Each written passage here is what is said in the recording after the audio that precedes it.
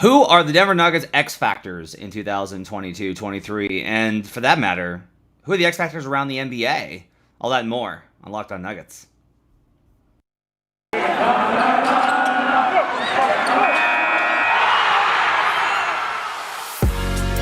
You are Locked On Nuggets, your daily Denver Nuggets podcast. Part of the Locked On Podcast Network, your team every day. Welcome to Locked On Nuggets, your daily Denver Nuggets podcast, part of the Locked On Network, your team every day. Thanks for making us your first listen each and every day. We're free and available on all platforms, including YouTube, where you can join the show and join folks like Topster RCM and Fernando Parra and Hurricane, who's always in here with us. Thanks for joining us, Hurricane. Marco and all sorts of folks. Join the show on YouTube. Best way for you to support the show, as well as join the happy fun in the comments. Happy Friday to you. Coming to you with a quick show today. We have a quick show today with my co-host, my friend, my colleague, who I was up too late in the city of Denver with last evening. Not a young man am I for those kind of nights. Adam Mares at Adam. That's why we're late today. That's why we're an hour behind. Yeah, that's why we're an hour late today. Is we were having a very good time in the city of Denver last night. On today's show, we're going to talk about X factors for the Denver Nuggets. So not the big guys, but who's going to determine the course of the season, regular seasons and beyond. And then the third segment, we'll talk a little bit about who those guys are around the NBA. We'll talk about that and more on today's show. Adam, let's go ahead and start here. I think we can probably agree that the number one factor, based off of our conversations over the last week, I think it's pretty obvious that the number one X factor for the Denver Nuggets in 2022-23 is going to be Bones Highland. Agree? I was wearing the shirt. 1,000% agree. I have giraffes, so that doesn't work. I honestly, not only is he an X factor, we were going to do like not the big four, meaning Aaron Gordon, Michael Porter, Murray, and of course Jokic. I think you could even just say the two biggest X factors, if you included those guys, are Jokic and Murray. I mean, there's the ceiling raisers, the floor raisers, they're all of that. Bones might even be more of an X factor than a Michael Porter and Aaron Gordon on the regular season. That's how important this year is for him, and that's how much is going to be riding on him. Yeah, I think. Look, I've made a case for him over on Buckets, my podcast about betting over the Action Network, about Bones Highland's value for Sixth Man of the Year. And there's a lot of people that are like, he scored 10 points per game last year. Like how he's going to get to the requisite's basically 19. Look, I think this offense is going to be absolutely incredible, and if Bones Highlands is a big part of it, I think that his ability to stabilize that unit, but also one of the reasons that Bones has to be this number one X factor is just the fact that, look, Jamal's going to have to sit. Like, Jamal's going to have to take it easy when it starts early. Yep. And so there's the back-to-backs. If the Nuggets get 2 back-to-backs in November, 3 back-to-backs in November, guess who's going to have to play in those? It's going to have to be Bones. I think he's going to be playing so many minutes. I mean, I just think there's going to be a lot of games with him kind of putting up, some pretty monster minute totals. And, I think he's ready for it. I don't know if anybody really knows that. He's a phenomenal talent, and I think he has the talent for it. Whether or not he's ready, we're going to find out. But I agree with you. It's funny, when we were making our list and we were talking about this, I'm thinking solely about how important he was to the bench, but you compound that by the fact that he's going to be important to the starting lineup too for large stretches. So, Hurricane asks here, isn't Mike the biggest X factor? Jokic seems pretty steady. Yes, Jokic is pretty steady. But I think the question with MPJ is large. The question with MP, but it's an interesting distinction because I think around the league, right? I did the tiers conversation with Seth Partnow the other day where he comes in the fourth range. For a lot of people around the league, they're going to think of Michael Porter Jr. as an X factor, and you and I are approaching the season as if no, Michael Porter Jr. is one of their 4 stars. Well, not only that, I'm partly why we were talking about when I made the comment. We're not doing the big 4, so this list doesn't have anything to do with that. But even if we were, the reason I made that comment is Michael Porter to me, is more of a ceiling raiser for them, assuming Jamal and Nikola are going to be relatively healthy. Michael Porter represents. They're becoming unstoppable offense. Maybe an NBA champion, all these different things. He makes them so much more dynamic. But if he were to miss large portions of the season, Denver just adjusts their identity, and it's still a great identity. They're still going to win 50-plus games. All right, who's number 2 on your list of X factors for the season before we take a break? Probably this is a crazy one to say as an X factor, but it's probably Zeke Naji. And I knew you were going to say Zeke. I knew you were going to say Zeke. But it's not because he's the most important or this or that. It's because the range of outcomes for him seems the widest. If Zeke Naji is a very good player, the type of player where you think, oh my gosh, Denver has to extend him. He has to do that. He's making threes, he's guarding, and he found a role that fits him. That bench unit becomes very good. And by the way, Zeke Naji probably has at least a chance to become a larger part of the Nuggets' future. The other end of the spectrum, Matt, is that he doesn't play. He's beat out of the rotation by Jeff Green and maybe DeAndre Jordan. And I can't think of any other player the range of outcomes are that wide. Integral to their success, not in the rotation. Yeah, that's accurate. He's not number 2 for me. He's third. For me, number 2 is Bruce Brown, and you should know this just because I'm going to be the Bruce Brown guy. I think all year. What's for me, the reason scenario for Bruce Brown though. He's uncomfortable and doesn't fit. That he's just for whatever. It's not even a matter of I understand the idea of he's going to fit. I agree. Right? But sometimes chemistry's weird. Sometimes he gets here and he hates the city. Whatever it is, right? It's just he's unhappy. It's not working. Malone doesn't take to him, right? Yeah. There's all these type of factors that lead to things not working when it should. I've seen so many signings and trades that should work and they just don't. Yeah. Right? The Indiana Pacers the last 3 seasons should have been a playoff team. Malcolm Brogdon, Holiday, Turner, Sabonis, TJ Warren, right? But things happen. Bruce Brown to me, I think if it doesn't work, they're in real trouble because he's going to have to fill 2, 3, 4. 2, 3, 4 are the roles that he's going to have to play in some capacity next season. And he could do all those, which is why the signing was really great. However, that's a lot to ask. And if he can fill, he looks really good at the 2, but he can't really play in those forward spots like they want him to. No. He's really great as a small ball 4, but he's having real trouble in the wing. Whatever that is, or the shooting isn't there. Bruce Brown, to me, can be one of those players that when I am just when we're doing all the stats, nerd deep dive stuff, and I'm just look at these lineups with Bruce Brown. Look at these combos. Jokic, Gordon, Brown. Jokic, Murray, Brown. Jokic, he is a guy I think that can absolutely change a lot of this. And I think he's much like with Jamal Murray and Bones Highland. MPJ is going to have to probably miss time too. That's just the reality of MPJ's body. And if that's the case, to me, Bruce Brown is the one that is going to take over the most minutes from that rotation rather than some of these other guys. So that's why I would have Bruce Brown second. He's obviously very important again to their ceiling to me. This is almost a regular season and playoff question because I agree that he moves up, as does Michael Porter if we were making this a postseason thing, because they represent the ceiling. Bruce Brown represents the best defensive lineup and arguably the best chance of winning playoff series the further you go. I do wonder if in the regular season, he is a major X factor in terms of fit in the regular season as well. That second unit, I'm just not sure if there's enough shooting. Is he an improved shooter? Does he fit in around kind of a weird lineup like Bones, him? Is Jeff out there? Is Zeke out there? Is Davon out there? That's a really weird, collection of talent. Does he fit or not? So he's an X factor. But to me, Zeke Naji is just has such a greater impact on the swing that can happen for the Nuggets. And by the way, I guess the one thing you could say that makes Bruce Brown more of an X factor is if Zeke doesn't work out, Jeff Green plays. And then maybe even a Vlatko Cancar plays. And DeAndre Jordan maybe plays, which could be really tough. But there are other guys there. If Bruce Brown doesn't play, Denver is they are missing a very important type of player. There's no other guy they're well, if he doesn't work out, just put in Davon in his spot. Not going to work that way. He does things that no other player can do, and they need him to do them. Let's take a break. We'll come back and we'll talk more about who we think are the X factors on the 2022-23 Denver Nuggets. We'll do that when we return on Locked On Nuggets. But first, I need to tell you about BetOnline. BetOnline.net, the fastest and easiest way to check in on all your betting needs. We're going to do a betting show while Adam is unavailable here the next couple of weeks. So CJ Morgan, who's been asking me about betting stuff, we're going to do an entire show just on betting the Denver Nuggets next season. And you can do all that at BetOnline, where their win total is hilariously low. Find all your favorite sports and events at the #1 online source for odds, lines, and games. You get reviews and news for every league, including Major League Baseball, NFL, NBA, NHL, combat sports, esports, and even golf. Went 4-0 on WNBA last night. 4-0, baby. Had the round robin parlays on the money lines. It was a good night for your guy Matt on the WNBA last night. BetOnline continues to be the top online resource for all your sports wagering information and live in-game betting. Head to BetOnline today or use your mobile device to learn more about the action that's happening today. BetOnline, where the game starts. We'll be right back on Locked On Nuggets.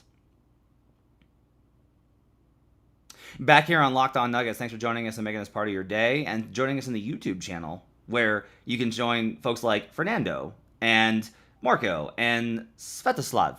Is that, did you think I got close? Svetoslav? Svetoslav. Yeah, Svetoslav? Svetoslav, yeah.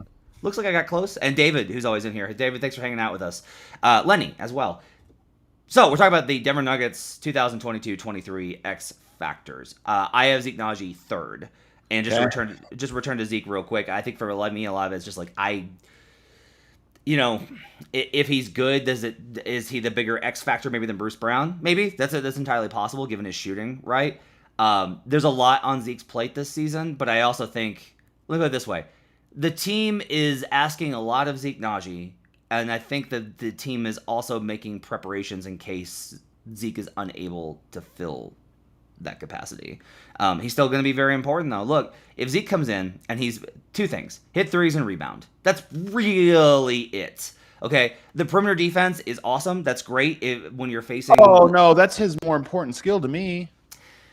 Okay, what players are we talking about putting Zeke Nnaji on? I mean, I think even good players, Paul George, stretch fours, good all-star caliber players. Like who is a better perimeter containment player than him on the roster? Aaron Gordon, and I would probably put Bruce Brown in there. Bruce Brown, sure, but Bruce Brown, I mean, he can play up. He can play up, but Zeke Nnaji is 6'10". Play down. Oh, you're talking about okay. I'm just saying he has the size. Like Bruce Brown, you're right, can absolutely guard those guys, but you still sometimes do need bigger bodies.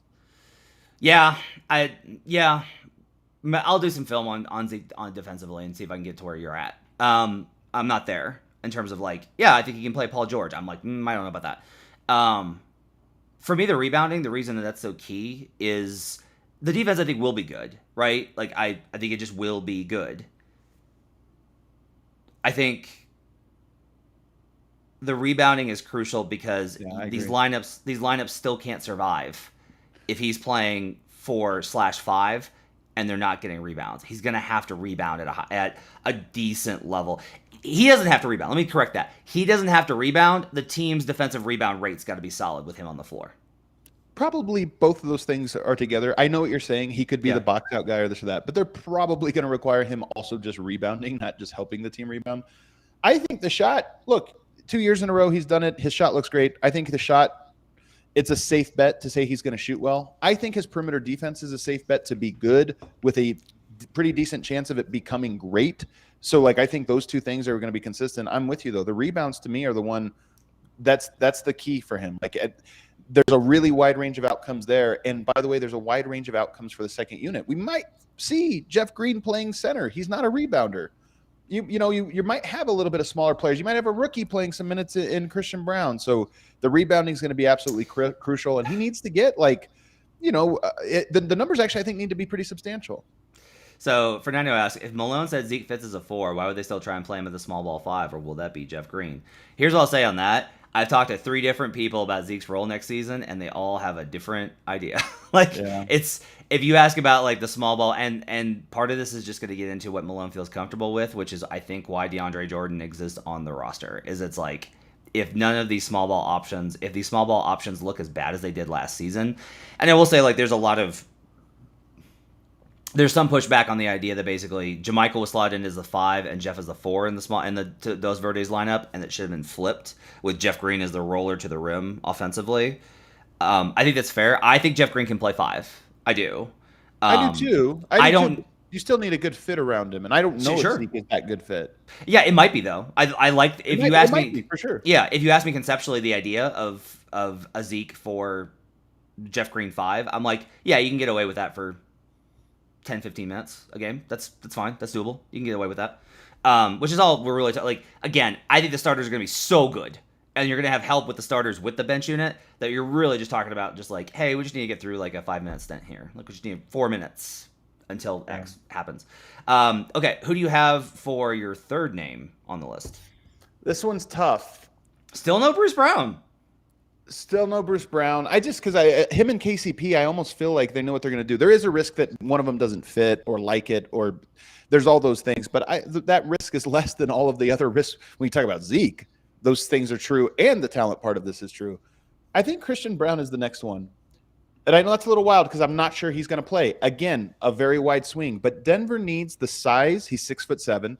They need the shooting, which he didn't do at Summer League, but he has done in his college career and projects to be at least a reliable guy that spaces the floor.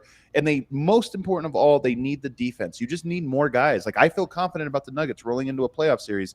Bruce Brown, Kentavious Caldwell-Pope, Aaron Gordon as your top 3 defenders. I feel very good about that.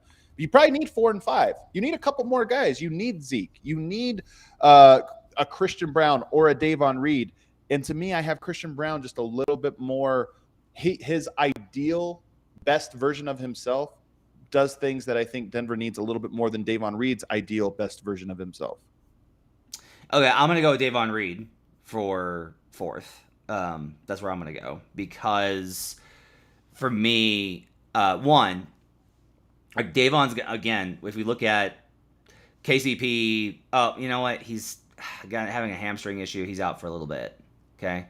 You can start Bruce Brown, and then Davon slides into that spot, or you start Davon, because if the bench is really good with Bruce Brown in that situation, I kind of wonder if they would start Davon, because he's shown in the past that if the bench unit, it depends on if the bench unit's working or not, right? If the bench unit's working, Malone's like, don't touch it, just like leave it be, right?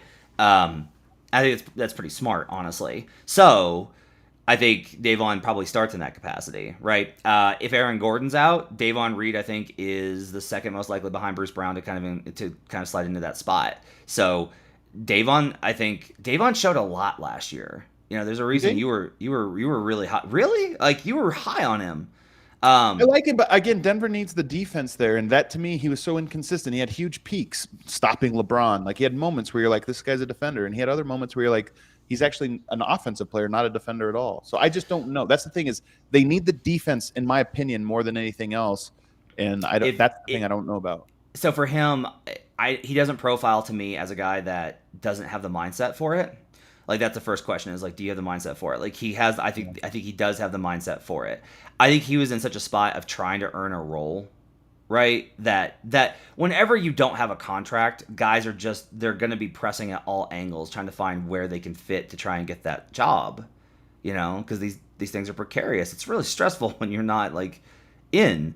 And so for him being signed and done and on the roster, I think he can commit and maybe settle in a little bit more and be that guy on both ends, where it's like, no, he's a solid defender, can shoot a little bit, and that's all you really need from him. Like, that's all you're really asking for him. I don't think he need, if he has a great season shooting, that to me is like, oh, okay, like that's where he really became an X factor. Is I have a lot more confidence, I think, in his defense. That I think that he has the capacity, especially given like the bar that is being set, improving on last year's point of attack, for him to be a real improvement there.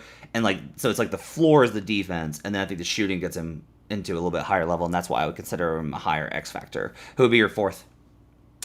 I mean, then I would put Davon Reed. I think that it switches there. Like, so I would just have him next. And again, they need to find somebody in that 2 spot. I think Bruce Brown's a 3. And even though he's shorter than both guys, I just think he's going to be the small forward defender. It's where he's best.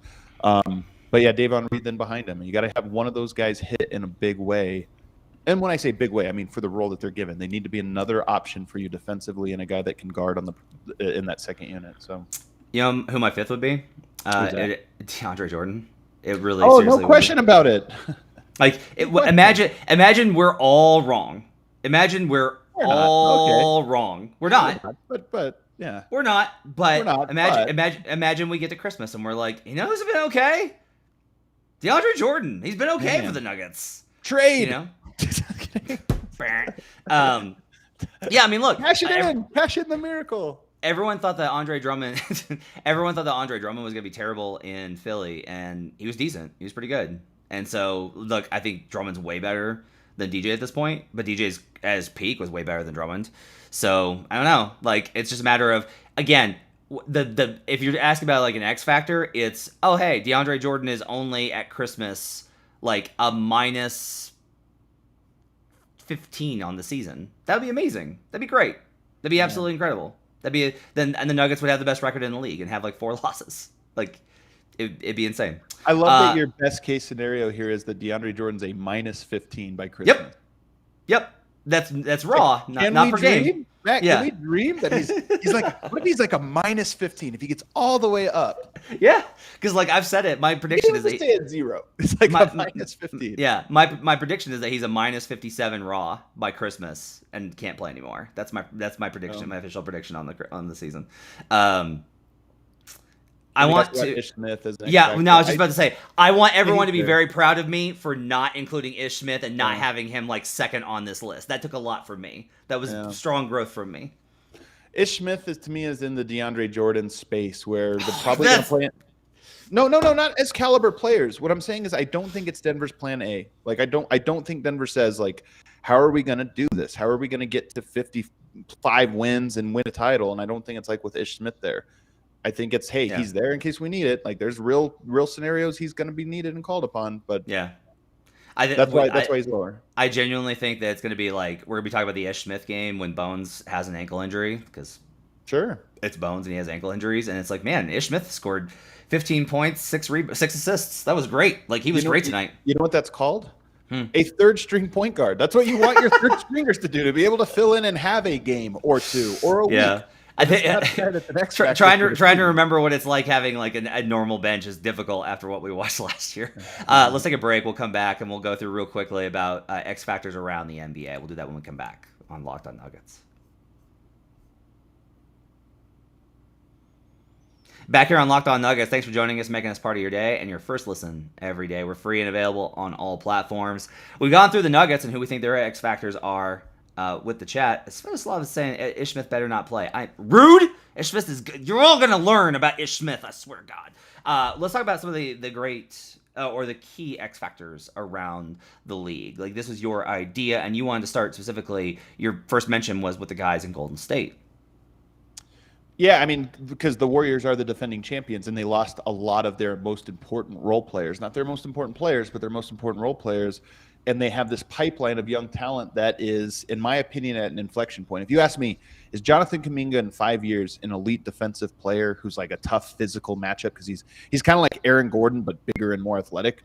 Yeah, that's like what he represents. Is he there now? How quickly does he get there? The Warriors, especially when the guys are in the club, in the circle, they have a way of speeding up that process. And if Kuminga by the end of the year is an Aaron Gordon caliber player, all of a sudden the Warriors again are back to being title favorites. So for me, he's one of the big.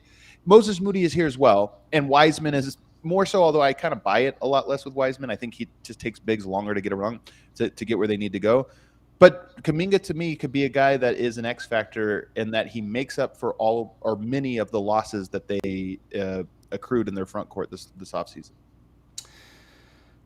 I will go to Dallas, and I will say. Did you not think Kuminga? Did you have no comment on Kuminga? Oh no, I love I am with you 100%. I'm with you 100% on Kuminga.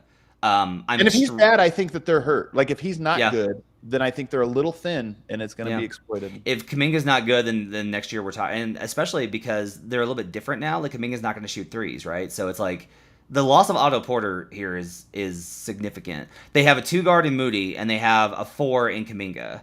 And I think Kuminga's real value is going to be like, hey, Draymond needs to sit 10 games or 5 games or 3 games. And it's like, Kuminga was like a plus whatever. Like, Kuminga was great in that game. Like, he's to good, me, man. Yeah. And like, he's such a perfect, like, understudy. I think it would be the word I would use for him to Draymond. Like, it's just great. It's phenomenal. Wiseman, I think, is probably a bigger X factor for them in that, like, look, if Wiseman's great, that really gives them, like, if he's able to be like an impact player rather than just not impact player, that's the wrong word. If he's able to be like sub-star level, then you're like, whoa, holy crap. Because otherwise it's just like, hey, he's backing up Kevon Looney, who's really good. I'll go to Dallas. Dallas is fascinating to me right now. I'm just trying to figure them out because opinions on Dallas are all over the place. I can't believe I'm saying this because of what they traded for him. They're bringing Christian Wood off the bench. Insane. Is he the X factor? He's the X factor. If Christian Wood actually plays like he gives a damn, which he has whenever he's been in a position where the team might actually not suck, Yeah. Like, that's how he was early on in Houston. Like, before Harden was, like, out, when Harden was like, all right, fine, I'll play for a little bit. Like, that Rockets team, I was like, this team's actually pretty good. In the scant little period where it was like John Wall and Wood and Victor Oladipo, they look good.